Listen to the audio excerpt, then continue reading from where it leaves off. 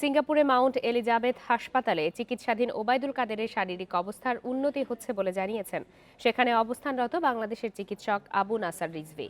সিঙ্গাপুরে আবু নাসার রিজভী সাংবাদিকদের জানান, 2-1 দিনের মধ্যে কাদেরের কৃত্রিম যন্ত্র খুলে ফেলা হবে। তিনি বলেন, ওবায়দুল কাদেরের কিডনির অবস্থা স্থিতিশীল আছে। এছাড়াও হার্টের অবস্থা ও প্রেশার স্বাভাবিক। শারীরিক অবস্থা বিবেচনা করে পরবর্তীতে বাইপাস করার বিষয়ে সিদ্ধান্ত জানাবেন ডাক্তার ফিলিপ কো। মাউন্ট এলিজাবেথ হাসপাতালে ডাক্তার ফিলিপ কোয়ের নেতৃত্বাধীন মেডিকেল বোর্ডের অধীনে চিকিৎসা চলছে আওয়ামী লীগ সাধারণ সম্পাদক ওবায়দুল কাদেরের। গত সোমবার রাতে ওবায়দুল কাদেরকে ভর্তি করা হয় সিঙ্গাপুরের মাউন্ট এলিজাবেথ হাসপাতালে। চিকিৎসকদের নিবিড় পর্যবেক্ষণে হাসপাতালের আইসিইউতে আছেন তিনি।